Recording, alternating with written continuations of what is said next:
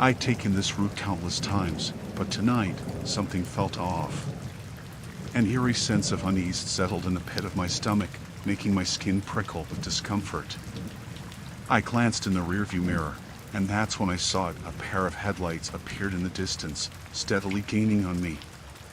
At first, I thought it was just another driver heading home late, like me. But as the vehicle drew closer, I noticed it was tailgating me aggressively, its high beams blinding me in the mirror. I gritted my teeth and slowed down, hoping the driver would pass me by. Instead, the car stayed right on my bumper, its driver seemingly oblivious to my attempts to encourage them to pass. Anxiety gnawed at me as I kept my eyes on the road, constantly checking the rearview mirror to see if the car was still there. Minutes turned into an eternity as the unnerving pursuit continued. I couldn't make out any details about the driver or the vehicle. It was just an ominous silhouette in the darkness. Panic set in as I realized this was no ordinary road rage incident. It was something far more sinister. I decided to take the next exit, hoping to lose the relentless pursuer on the unfamiliar back roads. The exit led to a desolate, winding path through a dense forest. My heart raced as I navigated the treacherous turns, but the car behind me stayed on my tail. Fear began to consume me. I couldn't understand why this person was fixated on me. I'd done nothing to provoke them, and there was no logical reason for their aggressive pursuit. Desperation set in as I approached a deserted gas station. I swerved into the lot, tires screeching, and parked by the darkened pumps. My trembling hands fumbled for my phone, and I dialed 911, praying for a lifeline.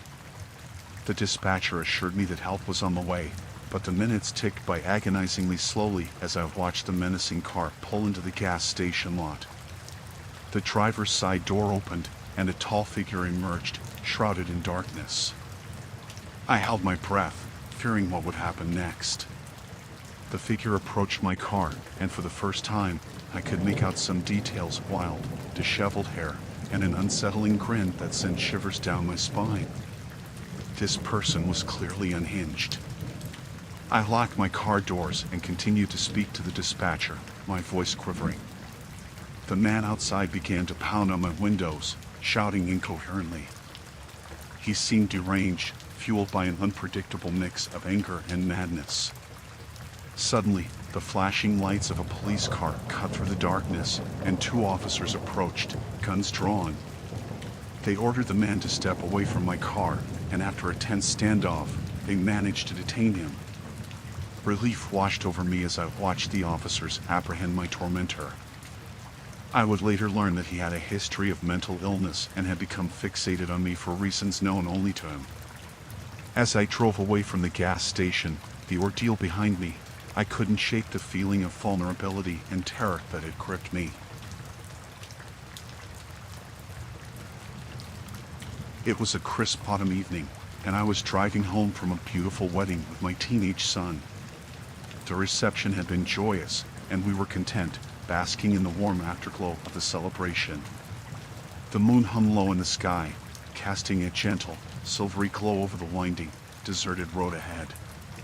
As we continued our journey through the rural countryside, the atmosphere inside the car was serene, but outside, the night felt eerily quiet. Miles stretched between us and the nearest town, and we hadn't seen another soul for some time. That's when we spotted him, a lone hitchhiker standing on the side of the road, his thumb outstretched in a gesture of desperate hope. I exchanged a glance with my son, and our paternal instincts kicked in. It was the kind of night when you feel an obligation to help a fellow traveler in need. I pulled over, and the hitchhiker approached the car. He looked to be in his late 30s, with scruffy facial hair and a worn backpack slung over one shoulder. We greeted him with warm smiles, asking him where he was headed. He replied with a nod of gratitude and said he was headed to a town a few hours away. As he settled into the back seat, our conversation flowed easily. He introduced himself as Mark and shared stories of his travels and adventures. He seemed friendly and affable, and my initial unease about picking up a stranger began to dissipate. However, as the miles passed, a subtle shift occurred. Mark's stories became increasingly bizarre and disjointed. He spoke of distant places and strange encounters, weaving tales that grew more unsettling with each passing minute. My son shot me a concerned look, and I realized that we might have made a mistake. I decided to gently steer the conversation in a different direction, but Mark's responses grew vague, and he started muttering under his breath. He seemed agitated, and I couldn't shake the feeling that something was deeply wrong. As we approached the next intersection, I slowed down to let Mark know we'd be turning left. That's when he suddenly lunged forward, grabbing the steering wheel and attempting to jerk it to the right. Panic coursed through me as I fought to regain control of the car, my heart pounding in my chest. My son screamed in terror as I struggled with Mark, trying to push him away from the wheel. It was a terrifying struggle, and for a moment, I feared that we would careen off the road and into the darkness. But with a surge of adrenaline, I managed to push Mark back into his seat and regain control of the car.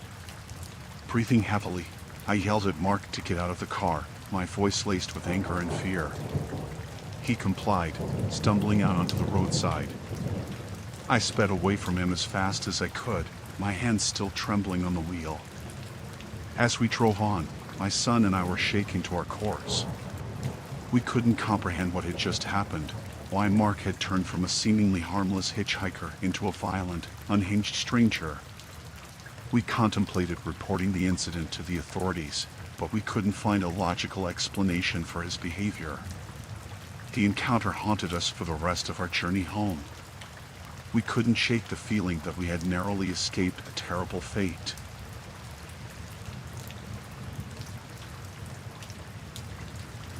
I had been at a friend's house, and now I was heading back home, my grip on the steering wheel tightening as I navigated the lonely road.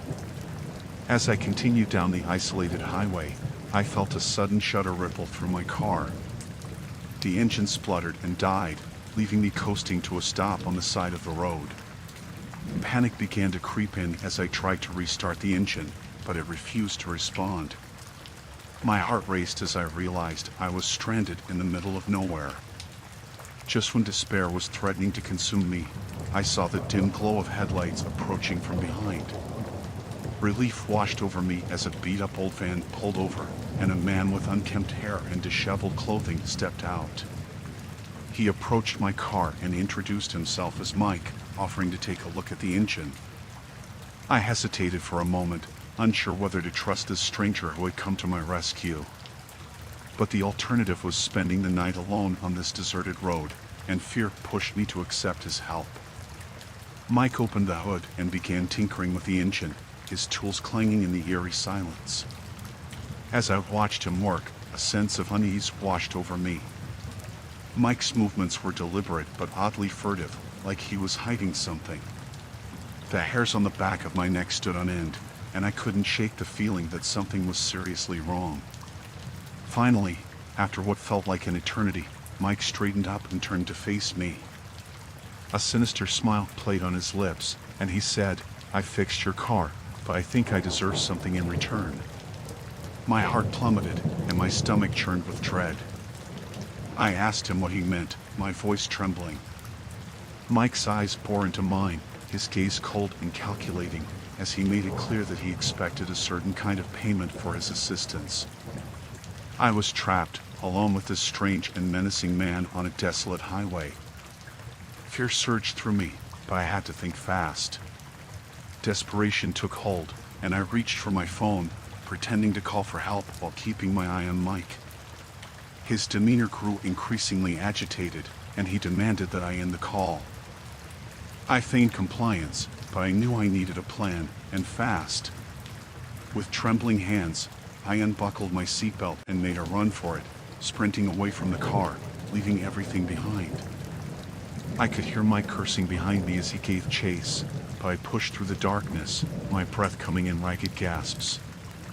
The woods loomed ahead, and I plunged into them, hoping to lose him in the dense underbrush. Hours passed as I stumbled through the woods, terrified and disoriented. I finally emerged onto another road, where a passing car stopped to help. I explained my harrowing encounter with Mike, and the driver called the police. They found my car, abandoned by the side of the road, but Mike was nowhere to be seen. The police assured me they would search for him, but I couldn't shake the feeling of being watched, as if Mike was still out there, lurking in the shadows. In the aftermath of that night, I felt a profound sense of vulnerability. I had narrowly escaped a perilous situation, and the memory of that sinister stranger haunted my every thought. I was left with a chilling reminder that danger could strike when you least expect it, even on the loneliest of roads.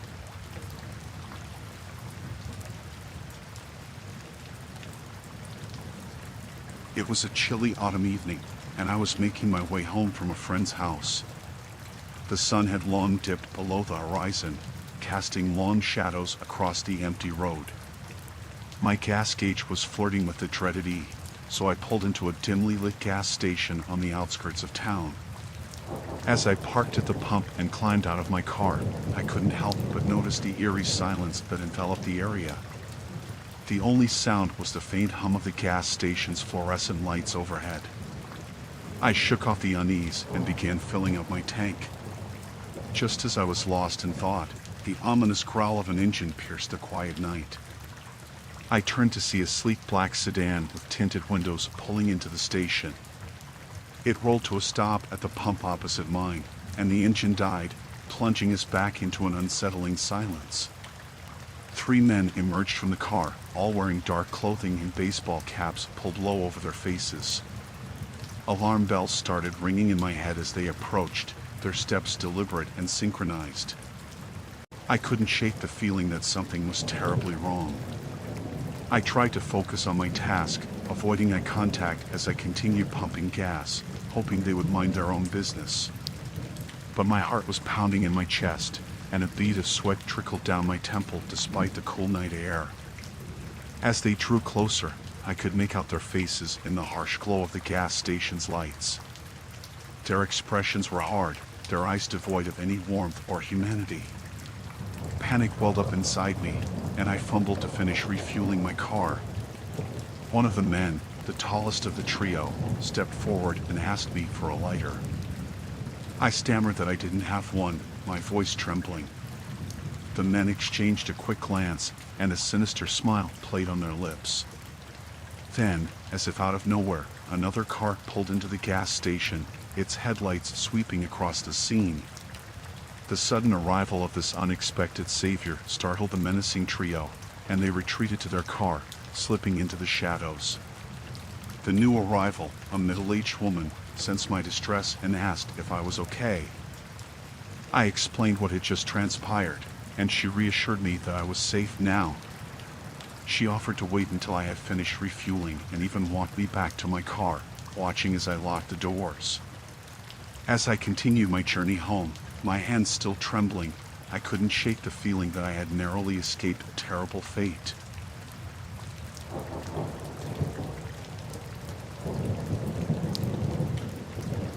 I was just an ordinary pizza delivery driver, navigating the labyrinthine streets of our small town, delivering cheesy pies and meaty delights to hungry customers. Most nights were uneventful, just a routine of orders, deliveries, and tips. But there was one night, one terrifying night, that still haunts my dreams. I had received an order for a delivery to a remote location on the outskirts of town. It was an odd request, but the promise of a generous tip lured me into my car, pizzas securely placed in the passenger seat. The address led me deeper into the darkness of the rural outskirts, the road narrowing and winding as I ventured farther away from the comforting glow of streetlights. My headlights sliced through the inky blackness as I followed the directions, relying heavily on my GPS. The anticipation of the tip made the eerie journey feel worth it, at least until I rounded a bend and saw it, a makeshift roadblock illuminated by my headlights.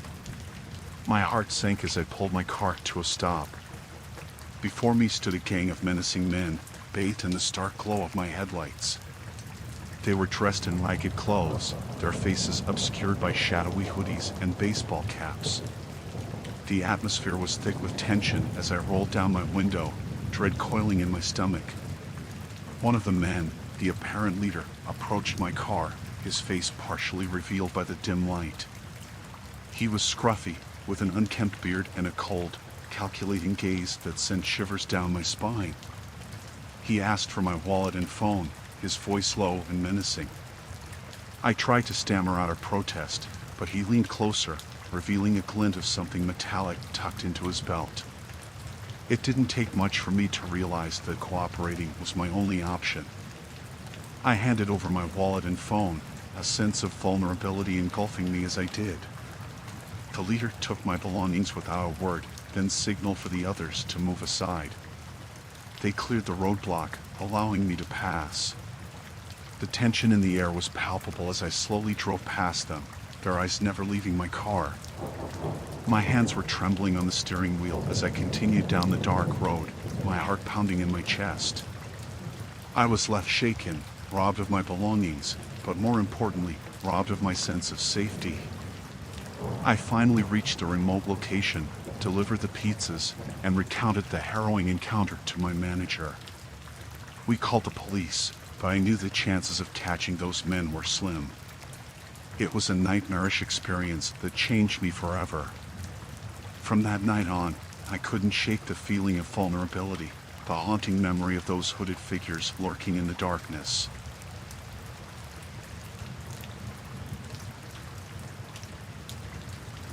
I've been a trucker for years, driving long hauls across the country, and I've seen my fair share of strange things on the road.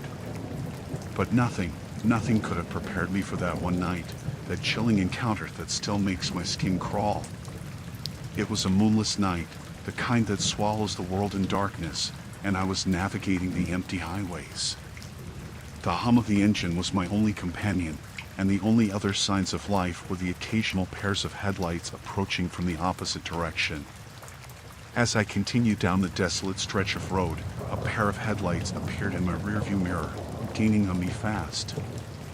I didn't think much of it at first. It's common for trucks to pass each other on the highway. But as the headlights drew closer, I noticed something was off. The truck tailing me was an old, beat-up rig, its once bright paint now faded to a dull gray. It was a stark contrast to the polished, modern trucks that typically shared the road with me. The driver seemed determined to get closer, tailgating me relentlessly. My unease grew with each passing mile. I signaled to change lanes, hoping to let the aggressive driver pass, but he matched my movements, staying dangerously close. My heart started to race as I realized this wasn't just an impatient trucker trying to overtake me. There was something sinister about the way he clung to my tail. I decided to take the next exit, hoping to put some distance between us, but the truck followed suit. Panic gnawed at my insides as I contemplated my options. I couldn't shake the feeling that I was being pursued by someone with malicious intent. I reached for my CB radio, my voice trembling as I broadcasted a call for help. The response was immediate, a fellow trucker offering to guide me to the nearest rest stop where we could contact the authorities. As we approached the rest stop, the menacing trucker finally backed off, disappearing into the darkness.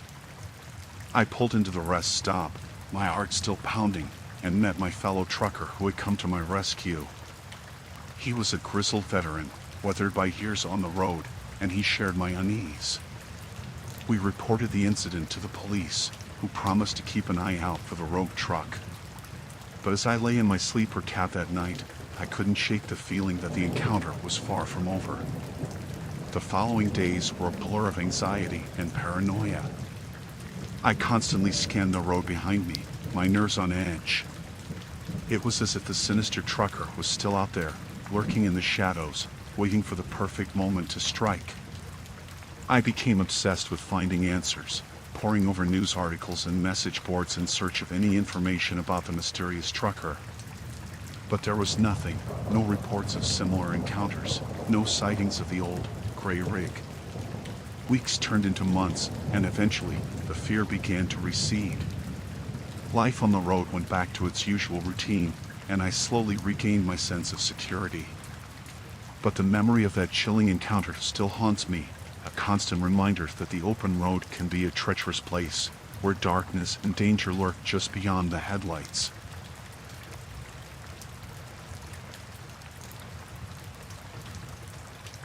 I've been a tow truck driver for years, and I've seen my fair share of breakdowns in all kinds of places. But nothing could have prepared me for that night, that chilling encounter that still haunts my nightmares. It was a frigid winter evening, and I just finished up a long shift. I was ready to head home, curl up with a hot meal, and forget about work for a while. But then the call came in, a breakdown on an isolated road miles away from the city. Reluctantly, I fired up the old tow truck and headed out into the dark. The road I was sent to was a desolate stretch through a dense forest, with towering trees casting eerie shadows in the dim moonlight. The silence was deafening, broken only by the crunch of my tires on the icy pavement. As I neared the location, I could see a vehicle pulled over to the side of the road, its hazard lights flashing weakly in the darkness. I parked my truck behind it and climbed out, my breath forming frosty clouds in the freezing air. Approaching the stranded car, I saw it was an old sedan, its windows frosted over from the cold. I knocked on the driver's side window, but there was no response. My flashlight revealed the car's interior to be empty, the engine still running. I called out, but my voice seemed to disappear into the abyss of the forest. Unease settled in as I considered the possibility that the driver might have wandered off into the woods in search of help. I decided to investigate further. I left my truck's headlights on, casting an eerie glow on the deserted road. With my flashlight in hand, I ventured into the forest, my boots crunching through the snow. The trees seemed to close in around me as I ventured deeper into the darkness. My imagination played tricks on me, conjuring up all sorts of terrifying scenarios. I couldn't shake the feeling that I was being watched, that someone or something was lurking in the shadows. After what felt like an eternity, I came across a small clearing, and there, I saw something that made my blood run cold. The driver of the stranded car was standing in the center of the clearing, his back to me. He was dressed in tattered clothes, his shoulders hunched as if he were in pain. "Hey, are you okay?" I called out, my voice quivering with fear. There was no response, just an eerie silence that seemed to stretch on forever. I cautiously approached him, my heart pounding in my chest. As I got closer, I could see that his skin was unnaturally pale, almost translucent. His hair was long and matted, obscuring his face. "Sir, I'm here to help," I said, reaching out to touch his shoulder. But as my hand made contact, he turned around, and that's when I saw his face. His eyes were empty voids, devoid of any life or emotion. His mouth was stretched into a grotesque smile, revealing rows of sharp, yellow teeth. His skin was a sickly shade of gray, and his clothes were caked with dirt and dried blood. I stumbled back in horror, my flashlight falling from my hand. The creature before me let out a guttural, inhuman sound, and then it lunged. I barely had time to react, scrambling backward as it reached for me with its bony fingers. I bolted through the trees, my heart pounding in my chest, and didn't stop until I reached my tow truck. I slammed the door shut and peeled out of there, leaving the creature and the stranded car behind. I never reported what I saw to the police. Who would believe me anyway? I still have nightmares about that night, the face of that creature haunting my every moment. I've stopped taking calls in the dead of night on isolated roads, and I avoid the forest at all costs. But sometimes, as I'm driving down a dark, deserted road, I can't help but wonder if that creature is still out there, lurking in the shadows, waiting for its next victim. And that thought terrifies me more than anything else.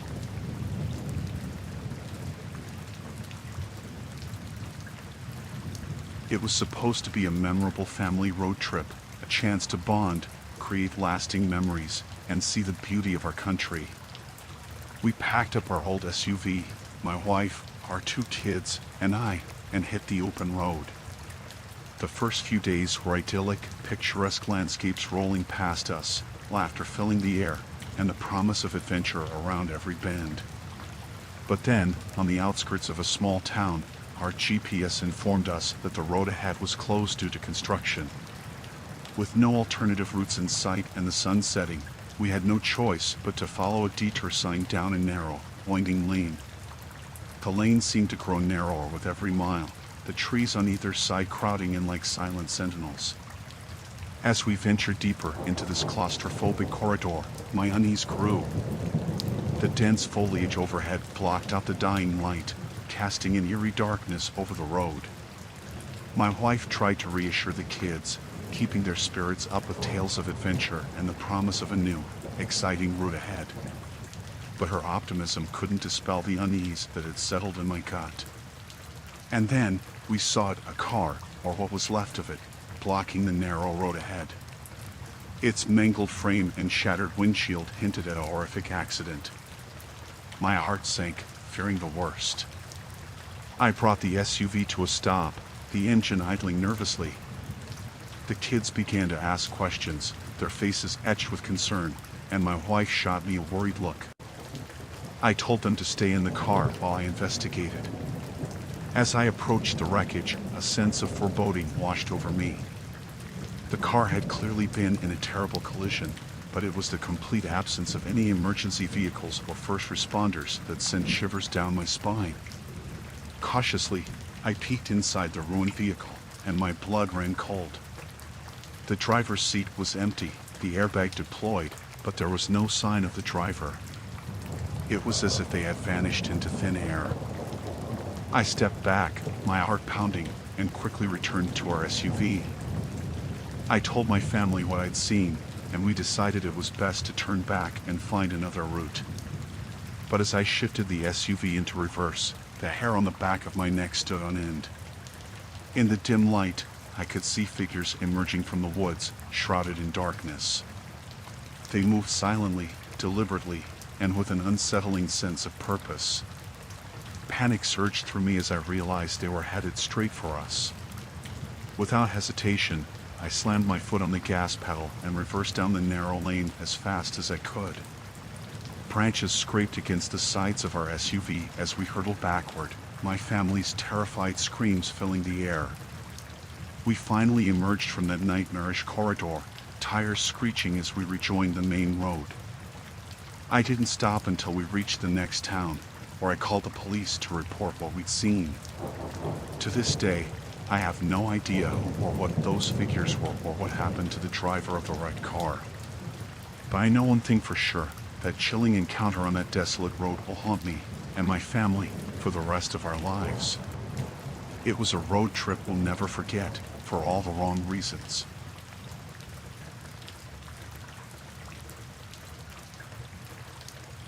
Late at night, I found myself on a lonely stretch of highway, driving through an area known for its vast forests and scarce civilization.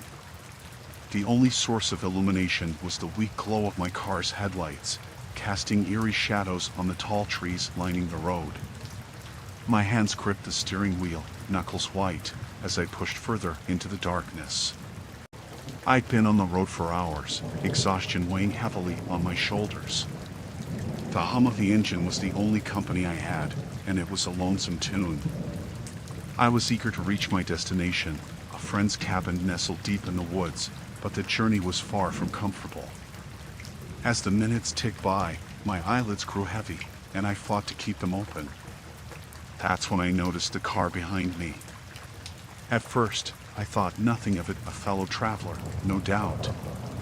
But as the miles passed, I became increasingly aware of the car's presence. It stayed a consistent distance behind me, never deviating or attempting to pass. A cold sweat formed on my brow, and I couldn't shake the feeling that something was terribly wrong. I couldn't see the driver's face, shrouded in darkness and hidden behind tinted windows. Attempting to shake off my unease, I increased my speed, hoping the distance between us would grow. But the other car matched my pace effortlessly, as if it was toying with me. Panic clawed at my chest, and I debated whether to pull over and let the sinister vehicle pass. Just as I was about to make my move, my car's engine sputtered and coughed, the headlights flickering and dimming. My heart pounded as I realized I was losing power. Panic surged through me as I steered to the side of the road, my vehicle coming to an abrupt halt. In the silence that followed, I watched as the car that had been tailing me pulled up alongside my own. The driver's window rolled down, revealing a figure draped in darkness. They spoke, their voice chillingly calm. "Need a hand?" My mouth went dry, and I hesitated for a moment, considering my options. But fear won out over reason, and I nodded. The stranger exited their car, and in the dim glow of my fading headlights, I saw their silhouette approach. As they drew nearer, something about their appearance sent shivers down my spine. They wore a tattered coat, their face obscured by shadows. I couldn't make out their features, but their presence was suffocating. The stranger stopped beside my car and opened the hood, feigning an attempt to diagnose the issue. My heart raced as I realized I had no way of knowing if they were truly here to help or if this was some sinister trap. I considered making a run for it, but the remote location and my limited options left me paralyzed with fear. The stranger leaned in close, their voice a whisper in the darkness. "It's just a minor issue. I can fix it for you." As they worked under the hood, dread gnawed at my insides. I couldn't shake the feeling that I was in mortal danger. Every instinct screamed at me to escape, but fear held me captive. Minutes felt like hours as I watched the stranger's every move. Finally, they stepped back and declared the car fixed. I thanked them through clenched teeth, my voice quivering. As I started the engine, I glanced nervously at the road ahead. But before I could drive away, the stranger handed me something, a small, nondescript object. "In case you run into trouble again," they said, their voice dripping with menace. I took the object without a word, my heart pounding as I watched the stranger return to their car. With a last, lingering look, they drove off into the night, leaving me alone on that desolate road. I watched their taillights disappear into the distance before finally pulling back onto the highway, my hands trembling on the steering wheel. I couldn't shake the feeling that I had narrowly escaped a nightmare, that the chilling encounter with that stranger could have ended far worse. I made it to the safety of my friend's cabin that night, but sleep didn't come easily. The memory of that sinister figure and their unsettling offer haunted my thoughts. To this day, I can't help but wonder what might have happened if I hadn't been so lucky, or if luck had nothing to do with it at all.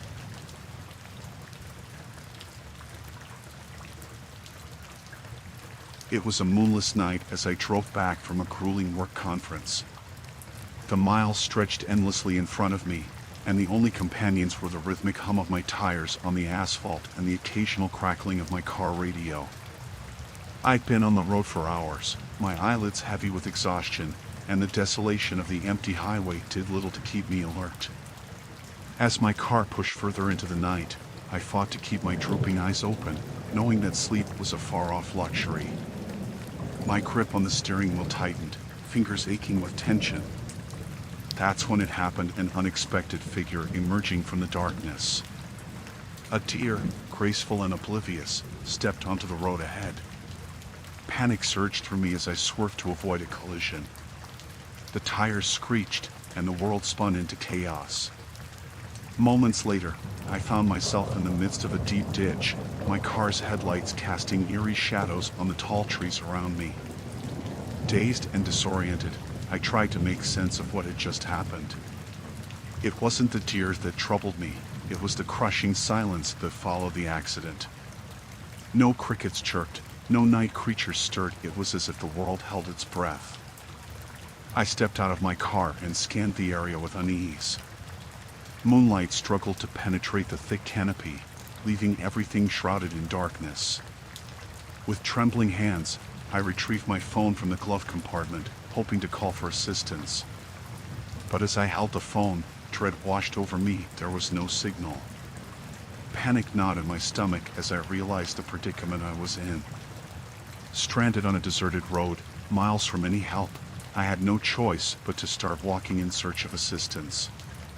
As I stumbled through the woods, my path lit only by the faint moonlight filtering through the leaves, I couldn't help but think that this was the beginning of my worst nightmare. My footsteps echoed in the stillness, a haunting reminder of my isolation. After what felt like an eternity, I finally came upon a small clearing where the road continued. Relief washed over me, but it was short-lived. As I approached my car, I was met with an unsettling sight: the shattered window of my vehicle and the unmistakable signs of a break-in. My heart sank as I realized that while I'd been wandering in the darkness, someone had taken advantage of my vulnerability. My belongings were strewn about, my laptop gone, and my wallet emptied of cash. Panic turned to anger as I comprehended the violation I'd endured. A chill ran down my spine as I considered the implications. Had the deer been a mere distraction, a ploy to lure me from my car while someone ransacked it? It seemed like the only plausible explanation. With a sense of foreboding, I searched the surrounding woods, half expecting to find the thief lurking in the shadows. But the night remained silent and impenetrable, revealing nothing of the intruder's identity. I knew I had to make a decision: continue down this desolate road in search of help, or turn back and return to the scene of the break-in. Neither option was appealing, but I couldn't stay in the dark woods any longer. With a heavy heart, I retraced my steps, returning to the violated vehicle. I couldn't shake the feeling of being watched, the sensation that unseen eyes were tracking my every move. Anxiety clenched in my chest as I approached the car. I carefully sifted through my belongings, my heart sinking further as I realized the extent of what had been taken. But amid the chaos, one item remained: an envelope, carefully placed on the passenger seat. I hesitated before opening it, fearing what I might find. Inside was a handwritten note, its contents chillingly simple: "You're not alone." The words sent a shiver down my spine.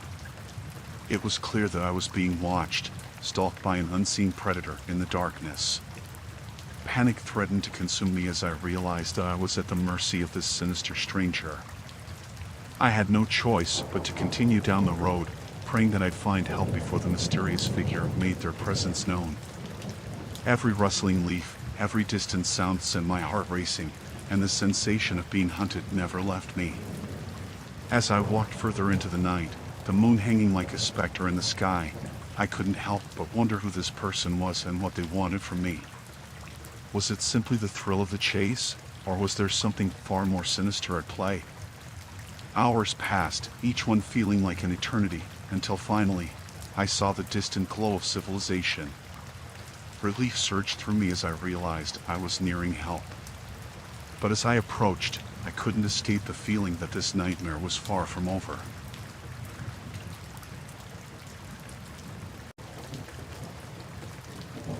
It was a late autumn evening, and I was on a long drive with my 2 young daughters to visit family. The road stretched on for miles, and as the sun dipped below the horizon, we decided it was time to grab a quick dinner. We pulled into a small, dimly lit diner that seemed like it had seen better days. As we settled into a booth, I couldn't help but notice 2 men sitting at the counter. They were dressed in worn-out jeans and leather jackets, their eyes fixed on us with an intensity that sent a shiver down my spine.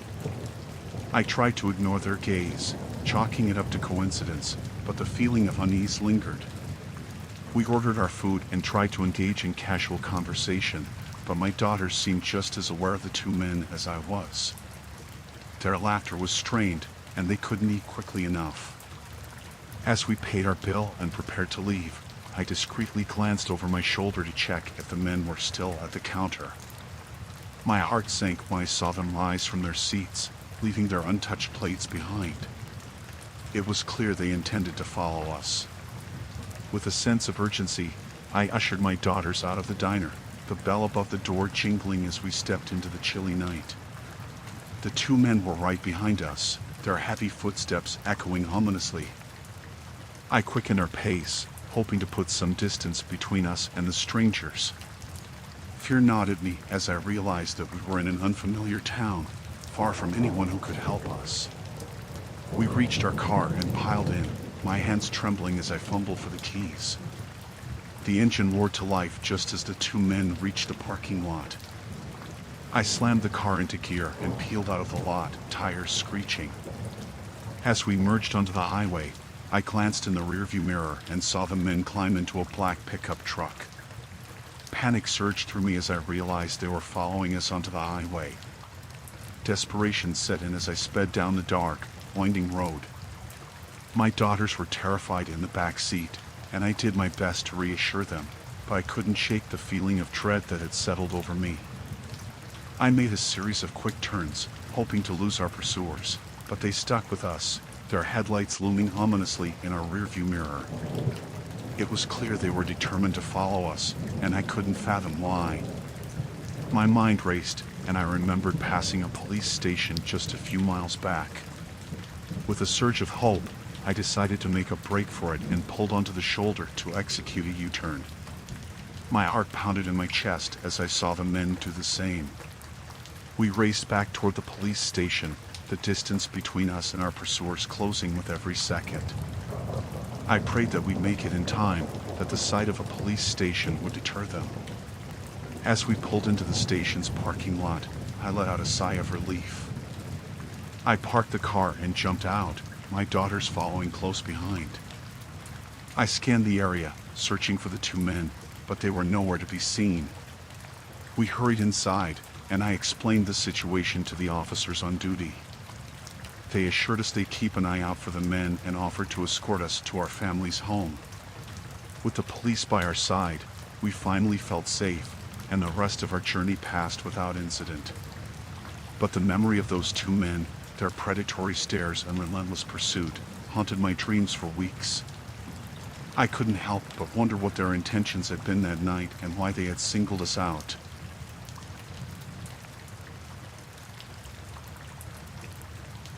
Late at night, I found myself driving back from my mom's place.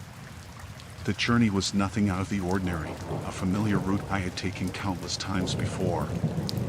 The only difference was the time. It was pitch black outside, and the desolate road stretched ahead, illuminated only by the dim glow of my headlights. My mom lived in a quiet, remote area, and the drive back home was always a peaceful one. That night, however, an uneasy feeling settled in the pit of my stomach as I navigated the winding roads.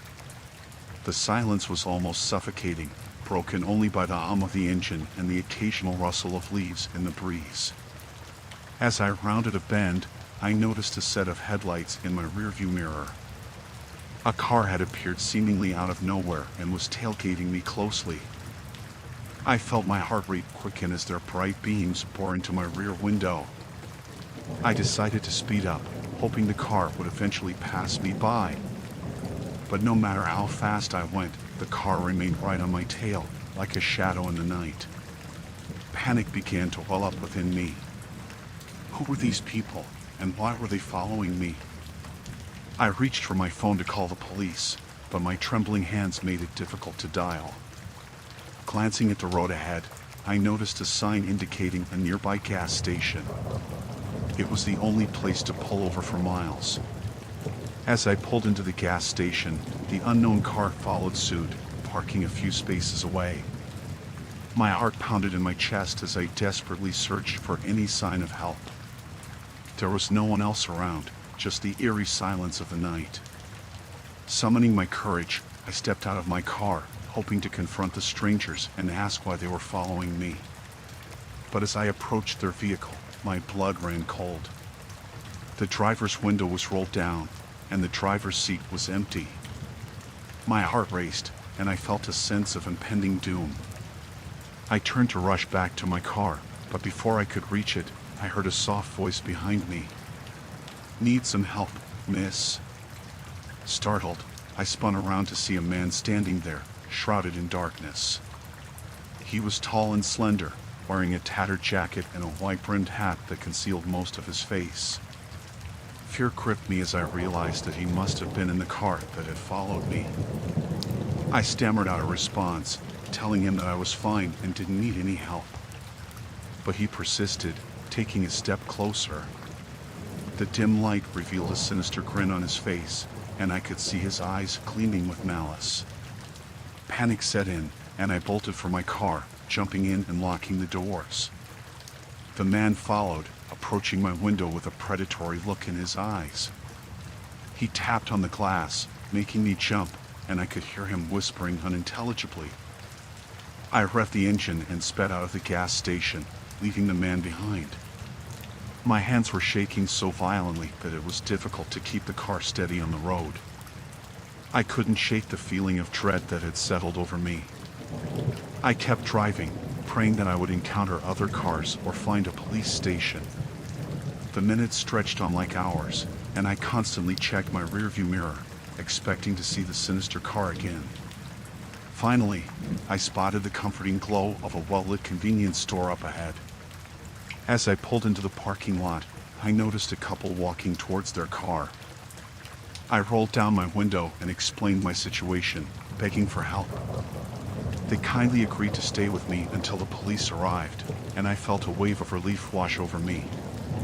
The authorities arrived soon after, taking my statement and promising to investigate the unsettling encounter. I continued on my journey home, accompanied by a police escort. The rest of the drive was uneventful, but the memory of that chilling encounter still haunts me to this day.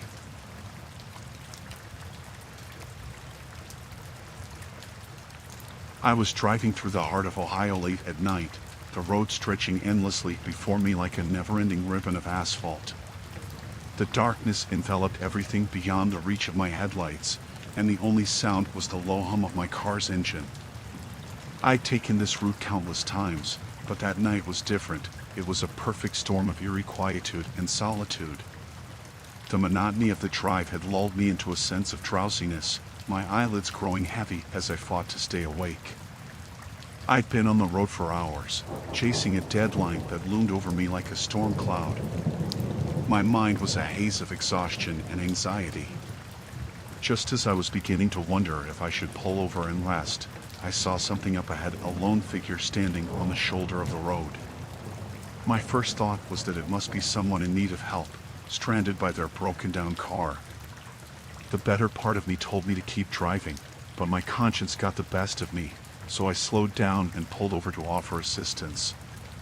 As I approached, the details of the figure became clearer. It was a man, his clothes tattered and dirty. His eyes were hollow, and he wore an expression of despair that sent shivers down my spine. I couldn't help but feel a sense of dread wash over me, but I rolled down my window and asked if he needed help. His voice was a trembling whisper as he explained that his car had broken down miles back, and he'd been walking in the darkness, searching for help.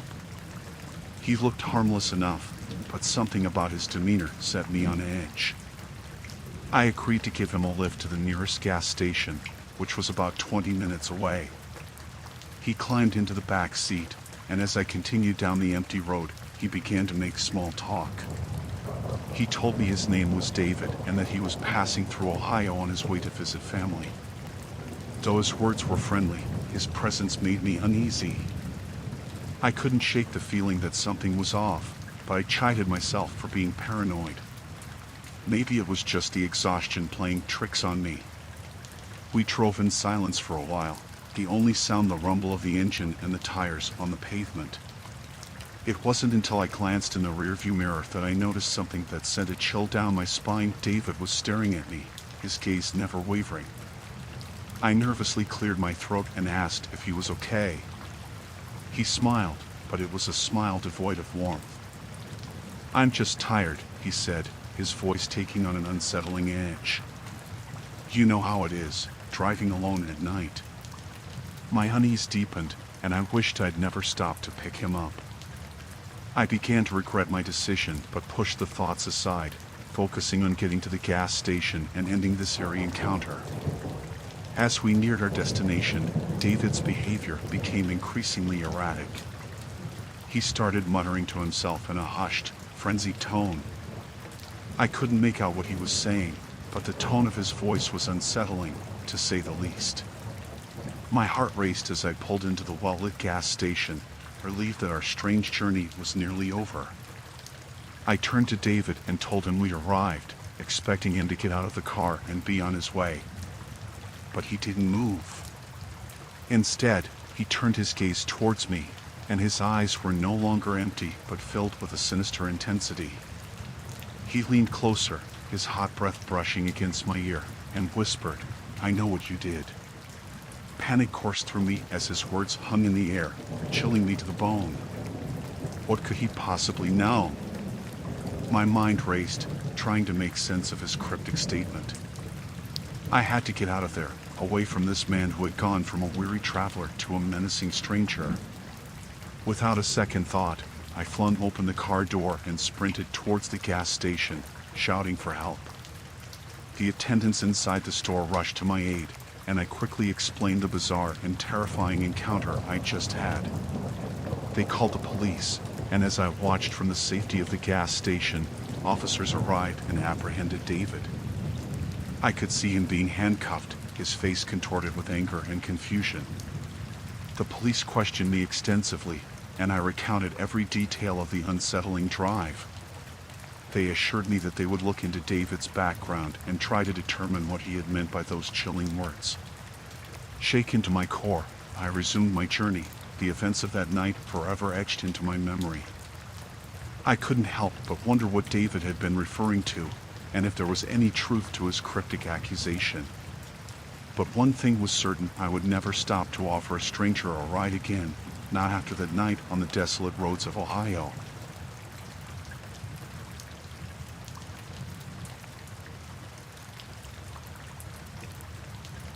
I'd been driving for hours, my eyelids heavy with fatigue, my mind clouded by weariness. The radio played static, and I'd long given up on trying to find a station that could break the monotonous silence. The only thing on my mind was reaching my destination. A few more hours of driving and I'd be there. But then, out of nowhere, it happened: a loud crash, the unmistakable sound of glass shattering. My heart leaped in my chest as I instinctively swerved to the side of the road, my adrenaline pumping. The windshield before me was splintered into a spider web of cracks, the point of impact a gaping hole.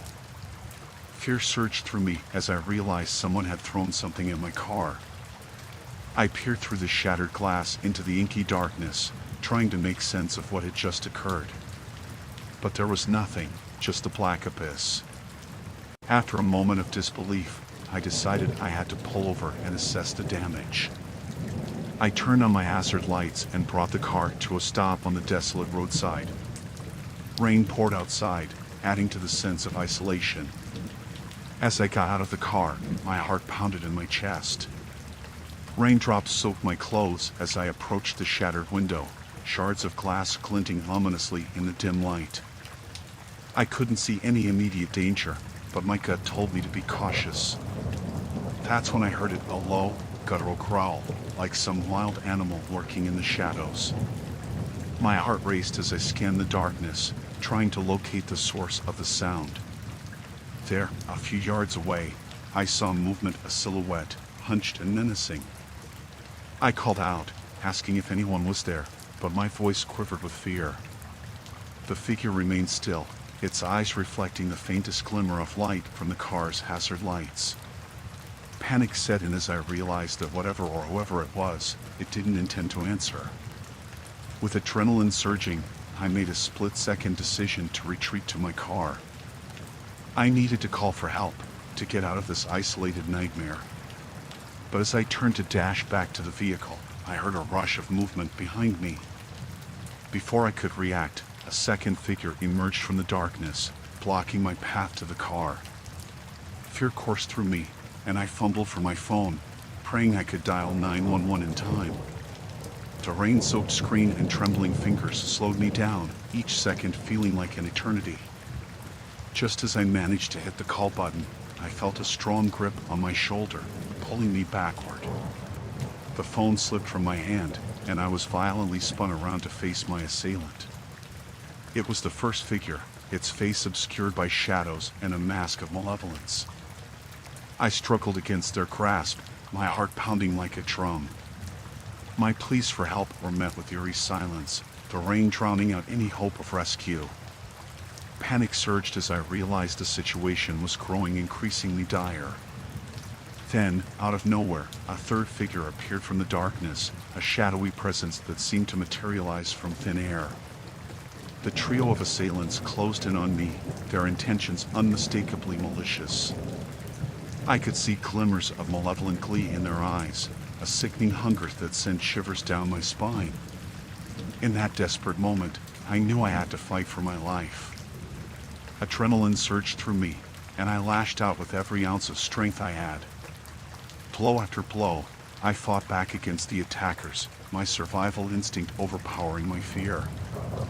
I managed to break free, stumbling backward, my vision blurred with pain and terror. But there was no time to rest. I had to get away from these monsters. With all the energy I could muster, I turned and sprinted down the dark road, rain-soaked and injured, the sounds of pursuit echoing behind me. I ran as fast as my trembling legs would carry me, my mind racing with thoughts of escape, of finding help, of surviving this nightmare. The darkness seemed unending, the road stretching into eternity, and my lungs burned with each frantic breath.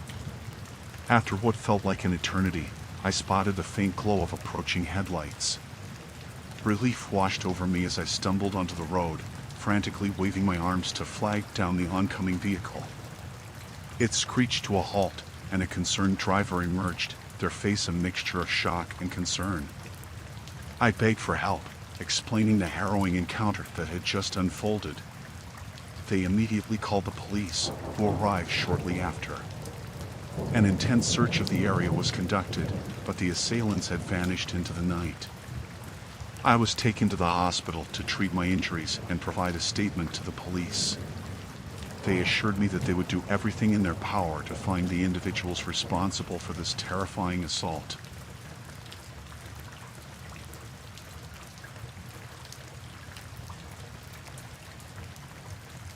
My buddy Jake and I were on a road trip, the kind of spontaneous adventure that makes life interesting. It was late, and the only thing that illuminated the desolate highway was our car's headlights. We were both hungry and decided to stop at a rundown convenience store we stumbled upon in the middle of nowhere. The store seemed straight out of a horror movie. Its flickering neon sign cast eerie shadows on the cracked asphalt. We parked and exchanged nervous glances, but decided our growling stomachs were worth the risk. I mean, how bad could it be? We entered the dimly lit store, and a cold draft welcomed us. The shelves were sparsely stocked with dusty, expired goods. A single, flickering fluorescent light gave the place an eerie glow. A man behind the counter, a grizzled fellow in his 50s, gave us a curt nod. Ignoring the unsettling atmosphere, we began picking out snacks and drinks. As we perused the aisles, I couldn't shake the feeling that someone was watching us. The place was empty except for the cashier, but the unease persisted. While grabbing some chips, Jake whispered to me, "Do you feel that, man? This place gives me the creeps." I nodded in agreement, a knot forming in my stomach. We quickly made our selections and headed to the counter. The cashier rang up our items with a cold, uninterested demeanor. Then, out of nowhere, he looked us straight in the eyes and said, "Y'all ain't from around here, are ya?" I chuckled nervously. "No, just passing through." The cashier's expression didn't change as he muttered, "Well, best be on your way then, city boys." We paid and left the store, the heavy wooden door creaking shut behind us. The night air felt cooler, but the unease from inside still clung to us. As we headed back to our car, we noticed a group of locals gathered nearby. Their eyes bore into us, suspicion and hostility evident. They whispered among themselves, casting sidelong glances in our direction. It was as if we had intruded upon their territory, and they didn't take kindly to strangers. Jake and I quickened our pace, hoping to avoid any confrontation. But as we reached our car, the group of locals began to close in, blocking our path. One of them, a burly man with a scruffy beard, stepped forward, his voice laced with aggression. "Y'all thought you could just waltz in here, outsiders, and leave without so much as a howdy do?" My heart raced as I realized we were in a potentially dangerous situation. I tried to diffuse the tension, explaining that we meant no harm and were simply passing through. But my words fell on deaf ears.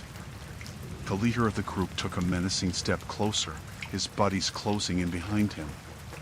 He sneered, "City boys like you ought to learn some respect. We don't take kindly to your type around here." Before I could react, the situation escalated. One of the locals shoved Jake, sending him stumbling backward. I moved to intervene, but another grabbed my arm, preventing me from reaching my friend.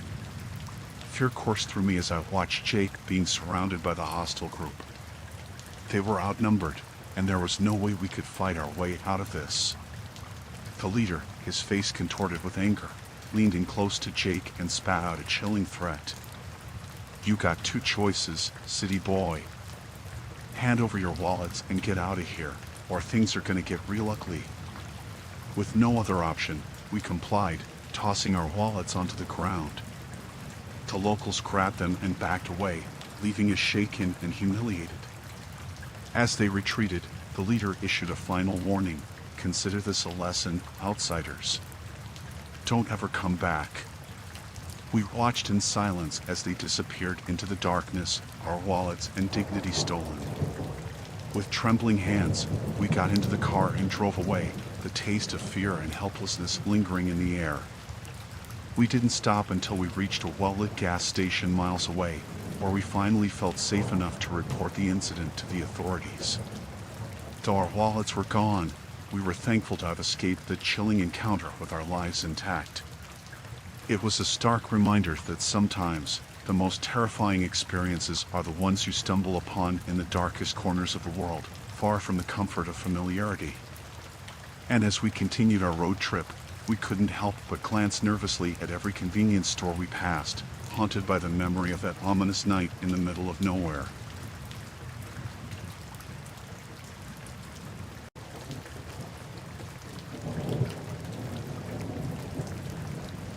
This happened to me around 4 years ago now. I was driving alone in my old beat-up sedan. I had received an urgent call from my dad, who needed a ride from a nearby town. It was past midnight, and the road was dark and eerily quiet. As I sped along the deserted highway, my mind drifted to my dad's situation. He rarely asked for help, so it must have been something serious. The tension built up inside me as I contemplated the unknown. Suddenly, a pair of headlights appeared in my rearview mirror, rapidly approaching. The car behind me was tailgating dangerously, and I couldn't make out its make or model. Anxiety surged through me as I glanced at my speedometer. I was already driving above the limit. I switched lanes, hoping the aggressive driver would pass me, but they followed suit. Panic gnawed at me as I realized this wasn't just a careless tailgater, it was someone with malicious intent. My heart raced, and I gripped the steering wheel, my knuckles turning white. As the menacing vehicle continued to shadow me, my mind raced through possible explanations. Maybe it was a road rage incident, or perhaps they were trying to carjack me. Regardless of the reason, I knew I had to act.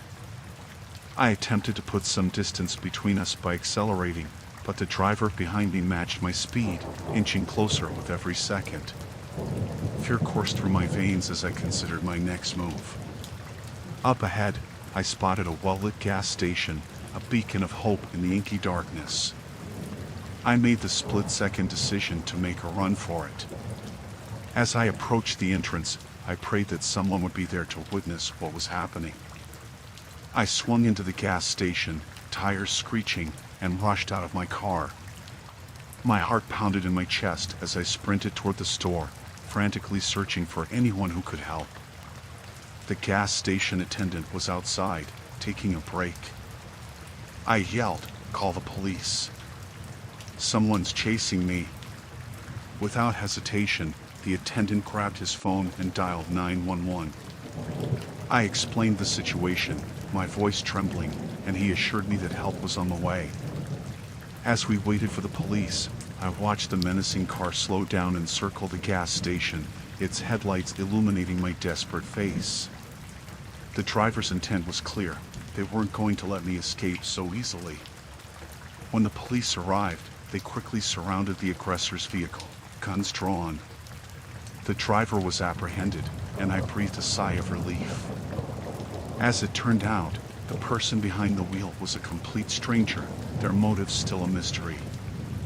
They were arrested and taken into custody, but I couldn't shake the feeling of dread that clung to me. I finally picked up my dad, who was equally baffled by the chilling encounter. We drove home together, our conversation filled with questions and unease. That night, as I lay in bed, my mind kept replaying the events on that desolate highway. I had narrowly escaped a terrifying encounter with a stranger whose intentions I would never fully understand.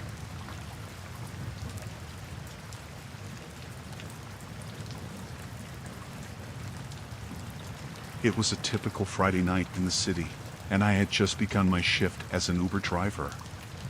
The app chimed, signaling a new ride request. I glanced at my phone, noting the pickup location was in a somewhat desolate part of town. The screen displayed the name Evan as the passenger.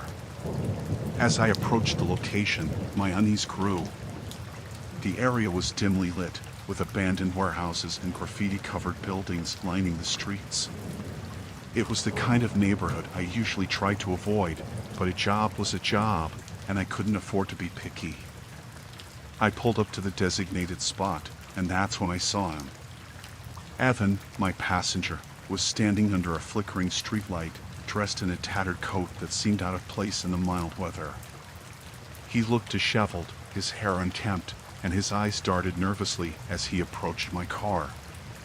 "Hey, are you Evan?" I asked as he climbed into the back seat. He didn't respond immediately, his gaze fixed on something outside the window. "Yeah," he finally muttered, his voice shaky. I could tell something was off, but I brushed it off as social awkwardness and began the ride. Evan directed me to a remote address on the outskirts of the city, far away from the bustling nightlife. As we drove, he remained silent, occasionally glancing over his shoulder as if he expected someone to be following us. The tension inside the car was palpable, and I couldn't shake the feeling that something was seriously wrong. I glanced at my rearview mirror and noticed Evan's hands trembling in his lap. "Everything okay back there?" I asked, trying to sound casual. Evan didn't respond for a moment, and when he finally spoke, his voice quivered. "Can you please drive faster? I need to get there as soon as possible." I obliged, pushing the speed limit as we raced through the empty streets. Evan's anxiety was contagious, and I couldn't help but worry about what he was so afraid of. As we approached our destination, I realized we were heading into an even more desolate area, a secluded, wooded spot far from any residential areas or businesses. Panic began to gnaw at me, but I couldn't simply abandon my passenger in the middle of nowhere. Evan suddenly instructed me to pull over at an isolated dirt road leading into the woods. "Stop here," he commanded, his voice more forceful now. I hesitated, my instinct screaming at me to drive away, but I complied. Evan got out of the car without a word, leaving the door ajar. He disappeared into the dark forest, and the sound of his footsteps soon faded. Terrified and unsure of what to do, I sat in the car for what felt like an eternity. The rational part of my brain urged me to leave, but a morbid curiosity kept me rooted in my seat. I needed to know what had just transpired. Eventually, I summoned the courage to step out of the car and follow Evan's path into the woods. My phone's flashlight pierced through the thick, eerie darkness, illuminating the trail ahead. As I ventured deeper into the forest, dread washed over me. It was then that I stumbled upon a chilling sight, a shallow, makeshift grave. Panic welled up inside me as I realized what I was looking at. Fearful that Evan might return, I quickly retreated and rushed back to my car. I sped away from that nightmarish scene, my heart pounding in my chest. I immediately called the police and reported the disturbing encounter. They assured me they would investigate the matter, but I couldn't shake the feeling that I had narrowly escaped a horrifying fate. To this day, I can't forget that unsettling night and the enigmatic passenger named Evan.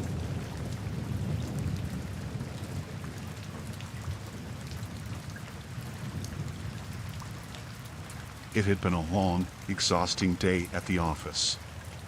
The clock on my car's dashboard read 11:45 p.m. as I pulled out of the dimly lit parking lot. My route home took me through a quiet, suburban neighborhood, and the streets were nearly deserted at this late hour. A light drizzle had begun to fall, adding to the gloomy atmosphere. I turned up the radio, trying to stay awake during the monotonous drive. My wife and kids were fast asleep back home, and all I wanted was to join them in our warm, cozy house. Little did I know, this night would take an unexpected, terrifying turn. As I approached an intersection, my headlights revealed a lone figure standing on the side of the road. It was a man, dressed in tattered clothing that clung to his emaciated frame. His hair was matted, and he looked like he hadn't bathed in weeks. He held a cardboard sign that simply read, "Help." Feeling a pang of sympathy, I slowed down and rolled down my window. "Are you okay?" I asked, my voice tinged with concern. The man turned his vacant eyes toward me, and for a moment, I could see the desperation in his gaze. "Please, mister, I just need a ride. I'm freezing out here." Against my better judgment, I unlocked the passenger door, and the stranger climbed in. His presence sent a shiver down my spine, but I told myself I was just being paranoid. "Where are you headed?" I asked as I pulled back onto the road. He hesitated for a moment before muttering, "Just keep driving straight. I'll tell you when to stop." As we continued down the dark, rainy streets, an eerie silence settled over the car. I couldn't help but steal glances at my passenger, his haggard appearance and the unsettling vibe he exuded unnerving me. Several minutes passed in silence before he finally spoke again. "Turn left up ahead," he instructed, his voice trembling. I obeyed, turning onto a deserted, dimly lit road. The rain was falling harder now, and the windshield wipers struggled to keep up. The atmosphere in the car had grown stifling, and I couldn't shake the feeling that something was very wrong. "Stop here," he suddenly commanded, his voice taking on an urgency that sent alarm bells ringing in my head. I pulled over to the side of the road, my heart pounding in my chest. The stranger wasted no time, unbuckling his seatbelt and lunging toward me. In a split second, his cold, clammy hand clamped over my mouth, and his wild eyes bore into mine. "Give me your wallet," he hissed, his voice a menacing whisper. I fumbled to retrieve my wallet from my pocket, my hand shaking with fear. He snatched the wallet from my trembling fingers and quickly rifled through it, extracting all the cash. With a final, menacing glare, he shoved the wallet back at me and flung open the car door. Before I could react, he disappeared into the rain-soaked night. I sat there in stunned silence, my breath coming in ragged gasps. The realization of what had just happened slowly sank in, and I realized that I had narrowly escaped a potentially life-threatening situation. I waited for a few minutes, my heart still racing, before I cautiously drove away from that desolate road. I knew I had to report the encounter to the police, but the fear and shock still clouded my thoughts. As I finally pulled into my driveway, I couldn't help but glance nervously around, half expecting the stranger to reappear. I hurried inside, locked all the doors, and woke my wife to tell her the horrifying tale. That night, as I lay in bed, I couldn't shake the feeling that my world had shifted.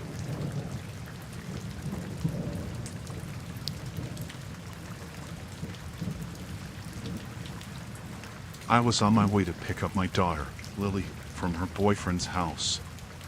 She had called, sounding anxious, asking if I could come get her. I didn't ask questions. I just wanted to make sure she was safe. The rain was pouring down in sheets, making visibility nearly impossible. My windshield wipers worked furiously, but they couldn't keep up with the downpour. The dim glow of the streetlights cast long, ominous shadows that seemed to dance and flicker with the rain. As I approached an intersection, the traffic light blinked its ominous red, warning me to stop. I obeyed, my car's engine idling softly. The rain on the roof was a constant, hypnotic drumming that made me feel drowsy. Suddenly, a pair of blindingly bright headlights appeared in my rearview mirror. They were so close that I instinctively glanced at my speedometer, thinking maybe I was driving too slowly. But I was doing the speed limit. The car behind me didn't seem to care. It tailgated me relentlessly, its high beams blinding me in my rearview mirror. Panic started to creep in. I had heard stories of aggressive drivers on these dark, rain-soaked roads.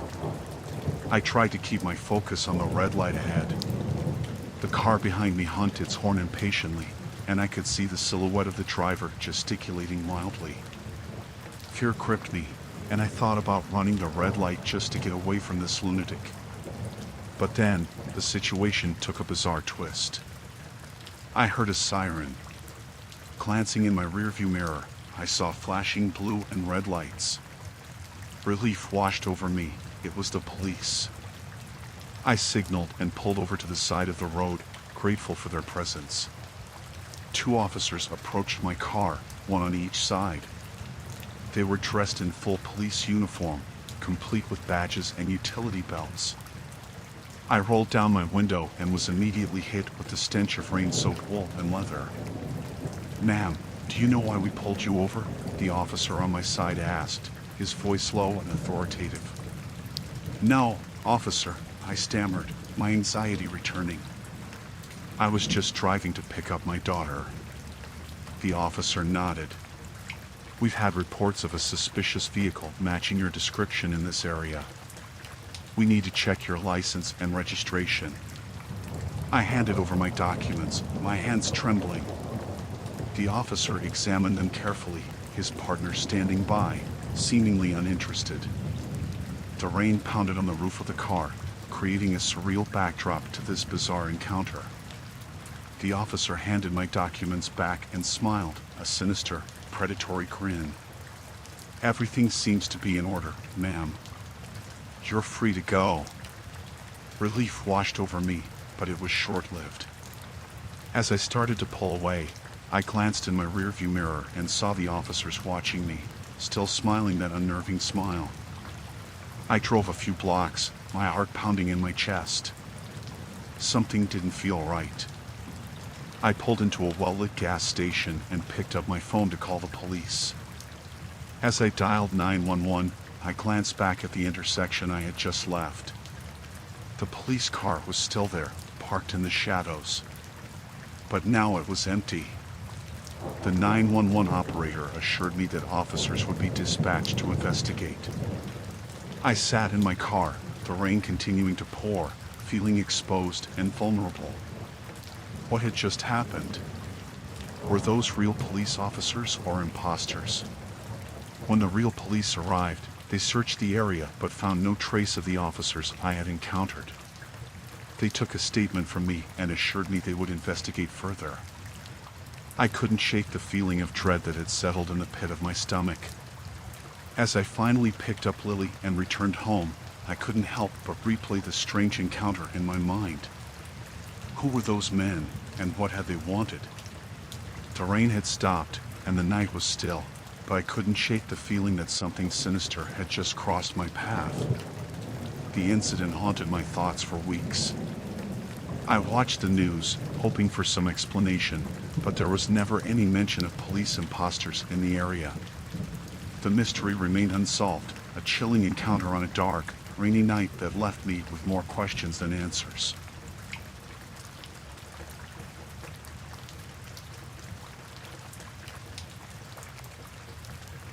My partner and I had been living the nomadic life for a couple of years now, cruising the country in our trusty camper van.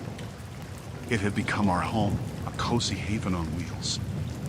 We embraced the freedom it offered, the open road our constant companion. One chilly, moonless night, we found ourselves on a remote stretch of highway, far from civilization. The stars above were the only source of illumination. My partner was at the wheel, and I was lounging in the back, lost in my thoughts. The hum of the engine was a soothing lullaby as I gazed out the window, watching the barren landscape slip past. Miles and miles of darkness, interrupted only by the occasional pair of headlights coming from the opposite direction. We were in the middle of nowhere, and that's exactly how we liked it. Suddenly, my partner's voice sliced through the silence, a tremor of fear threading through their words. "Did you see that?" Startled, I sat up and looked out the window, my eyes scanning the inky darkness. "See what?" My partner pointed a trembling finger towards the rearview mirror. There, in the distance, were 2 points of light, steadily growing closer. Headlights. "Maybe it's just another traveler," I said, trying to calm their nerves. But something about the situation felt off. The lights were too bright, too aggressive. They seemed to be gaining on us at an alarming rate. My partner gripped the steering wheel tightly, their knuckles white. "I'm not so sure about that." As the vehicle approached, it revealed itself as a large, black SUV. It was tailgating us, the driver apparently in a hurry. My partner, unsure of what to do, maintained our speed and stayed in our lane. But the SUV showed no signs of slowing down.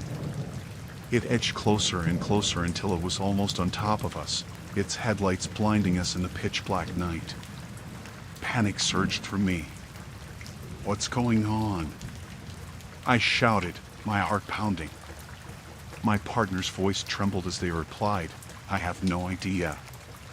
But I don't like it." Desperate to escape the relentless pursuit, my partner decided to pull over onto the shoulder to let the aggressive driver pass. The SUV roared past us, its tires screeching against the asphalt. It didn't slow down, didn't acknowledge our presence in any way. Relieved, we watched the taillights of the SUV fade into the distance. But our relief was short-lived. As the SUV disappeared from sight, we noticed something even more unsettling, a second pair of headlights approaching us from behind. This time, it was a pickup truck, and it was tailgating us just as aggressively as the SUV had. The dread that had momentarily lifted now descended upon us like a suffocating shroud. My partner's voice quivered with fear. "What's happening? Why are they doing this?" I had no answers, only a growing sense of unease. The pickup truck showed no intention of passing us. Instead, it continued to tailgate, its presence looming large and menacing in our rearview mirror. My partner decided to take a different approach this time. They gently accelerated, hoping to put some distance between us and the relentless pursuer. But it was futile. The pickup truck matched our speed, maintaining its unnerving proximity. As minutes turned into hours, or so it felt, the tension in the camper van was unbearable. Every twist and turn of the desolate road seemed to take us deeper into this nightmare. The pickup truck's headlights bore into our souls, and my partner and I exchanged fearful glances. My phone, our lifeline to the outside world, was tucked away in a corner of the camper. It felt like miles away, unreachable. Our thoughts raced, each passing moment intensifying our dread. Were we being targeted? Was this some kind of elaborate game?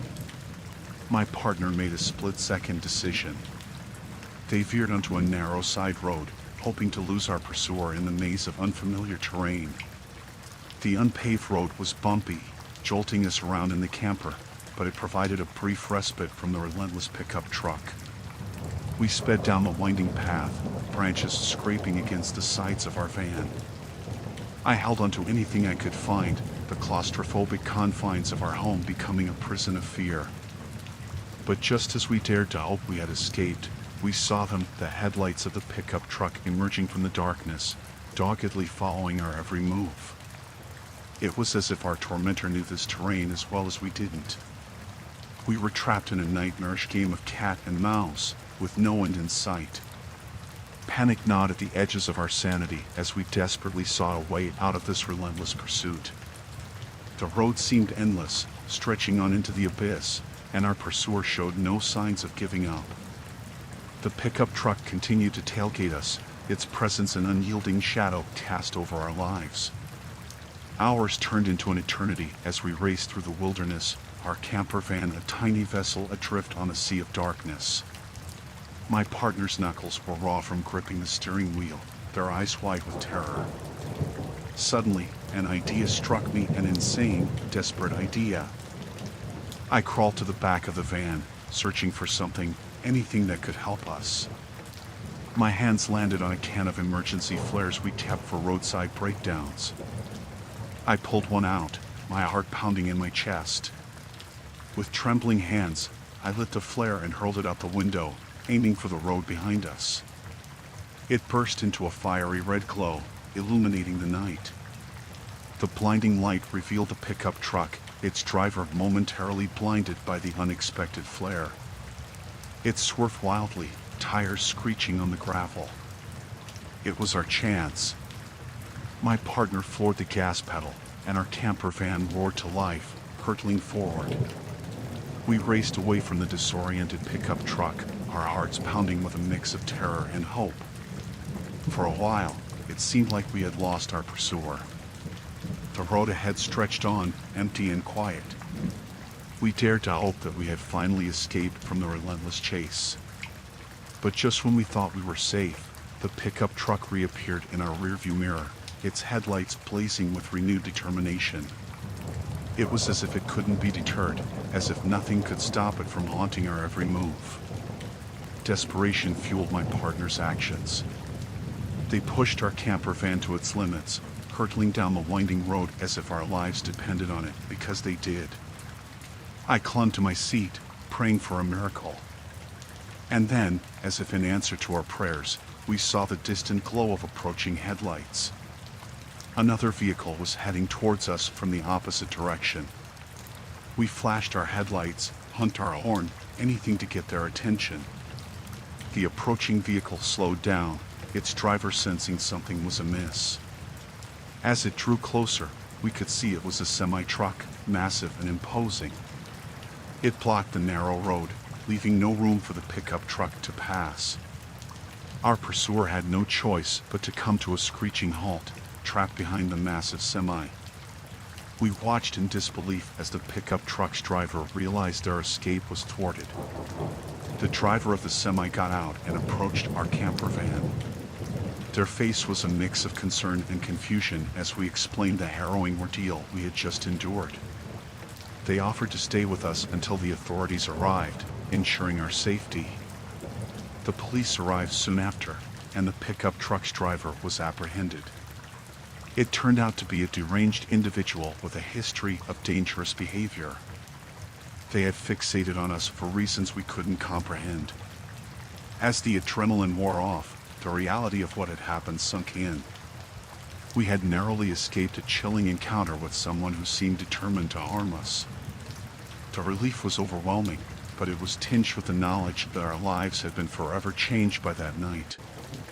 We continued our nomadic journey, but the memory of that terrifying pursuit never left us. It was a nightmare that haunted our every mile, a chilling encounter with the darkest side of humanity, and a reminder that the open road was not always a place of freedom and escape, but sometimes a treacherous path filled with danger and uncertainty.